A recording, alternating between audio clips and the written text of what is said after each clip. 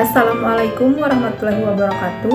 Saya Nadia Getsamokodompit dengan NIM 1314-20001 dari kelas 6A Manajemen Pendidikan.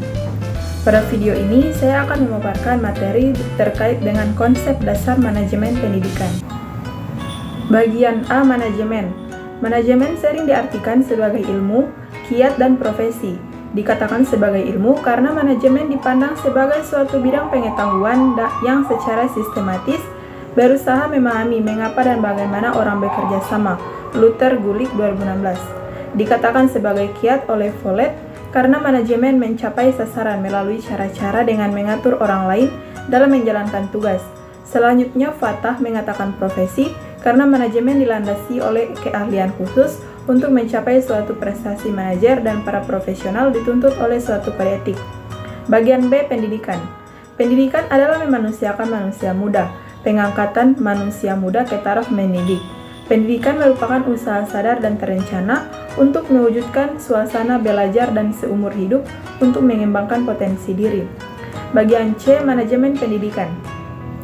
Manajemen pendidikan merupakan proses manajemen dalam pelaksanaan tugas pendidikan dengan mendayagunakan segala sumber secara efisien untuk mencapai tujuan secara efektif. Dengan demikian, untuk mendapatkan pengertian lebih komprehensif diperlukan pemahaman tentang pengertian, proses, dan substansi pendidikan. Selanjutnya, kedudukan manajemen pendidikan dalam sistem pendidikan.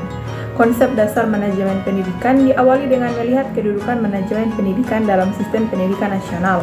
Adapun kedudukan manajemen pendidikan dalam sistem pendidikan, dua diantaranya yaitu pertama, pendidikan merupakan suatu sistem yang mempunyai sejumlah komponen yang saling berhubungan antara yang satu dengan yang lain dalam menjalankan fungsi yang berbeda-beda. Dan yang kedua, dalam fungsinya yang berbeda terdapat satu tujuan bersama yang harus dicapai yaitu tujuan pendidikan. Yang berikut tujuan manajemen pendidikan dalam sistem pendidikan.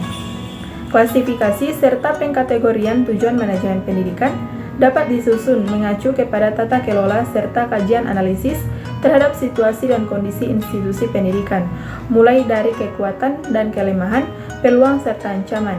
Artinya, tujuan yang dikemukakan berasal dari hasil kajian analisis yang mendalam, sehingga upaya-upaya guna mewujudkannya juga dapat dikerjakan secara intensif sesuai dengan aturan dan ketentuan yang ada. Karena tujuan ini sangat erat kaitannya dengan para pekerja tata kelola manajemen pendidikan dalam mewujudkan apa yang menjadi tujuan dari institusi pendidikan. Kurniadin dan Macali 2012 mengatakan bahwa tujuan dan manfaat manajemen pendidikan diantaranya yaitu pertama, terwujudnya suasana belajar dan proses pembelajaran yang aktif, inovatif, kreatif, efektif, dan menyenangkan atau pakem. Yang kedua, tercapainya tujuan pendidikan secara efektif dan efisien.